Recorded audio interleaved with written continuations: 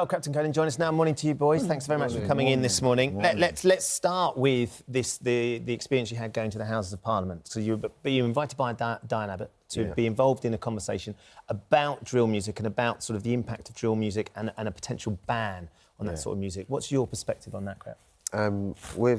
We saw a clip of Diane talking about, you know, with the same view as us and believing that these guys are rapping about their reality because this is a situation that can help change their life. Because the accusation, Conan, of this music is that it has very violent lyrics. The influences young people unduly to maybe follow in the footsteps of the rappers that are talking about all sorts of things that are criminal activities, whether it be drugs, whether it be violence, whether it be stabbings, whether it be guns. And actually that as an influence is permeating into youth culture at the moment, and that's something that they want to try and avoid. But they need to realise that the people that are making the music are then changing their lives by making the music. It's opening doors for them that necessarily wouldn't have been open before if they didn't do the music, and that's then inspiring people to then become musicians and chase their dreams and then become people like me and Krept, opening up restaurants and doing foundations for the kids, etc. So if they ban the music... I suppose, though, what the argument is if not everybody can be as successful as you. Not everyone's got the talent to be as successful as you.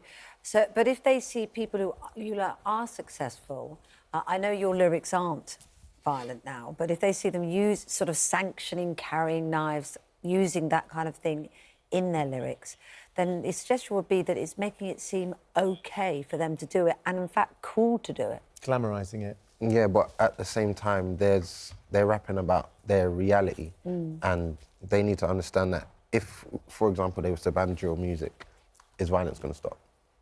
It's not. So we're seeing it as they're using it as a scapegoat to kind of distract them from the fact of things that they're not doing. And, you know, they need to be going out in these communities and helping, you know, with youth clubs, foundation, help the kids get them off the street. That's why we've set up our foundation. So in your eyes, you're an example of the fact there are other options. Yes, you don't have to be in a gang. You don't have to end up like that.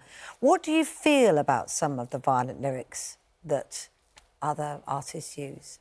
It's their reality. You know, it's not something that, you know, you can say, yeah, this is positive, but at the same time, it's their reality. They're reflecting their life. Reflecting their life. And when we first started out doing music, our music content was the same.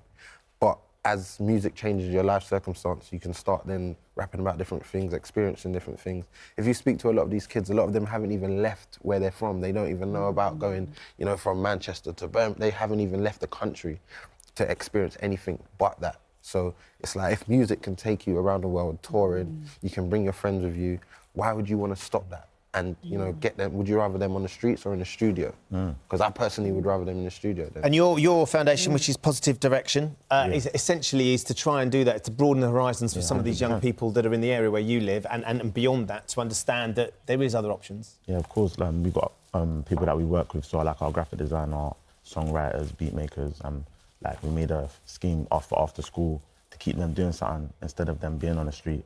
So we got them in there, teaching them how to make beats, write songs, graphic design, make album covers, make mixtape covers, and just keep them distracted, basically, from what's going on outside. So, because I guess even if they're not going to be as successful as you, it gives them a voice. Of course. Exactly. A way to express the and things when we was younger, we used to go to youth clubs and stuff, and that used to get us away from the streets. And we was in the youth clubs doing positive stuff, recording, writing, making lyrics, playing games, football, sports, whatever it was. So we understand the effect and the impact that has. And then when they took that away and they stopped funding it, it was like we never had. That's when you started finding trouble. Exactly. So that's why we was like, we want to create opportunities and let people know that there is alternatives. Just saying ban music, I think it's lazy. So you're always into your music. You're always into sort of, you know, that side of things. When did you get into cuisine as well? Because you've got a restaurant.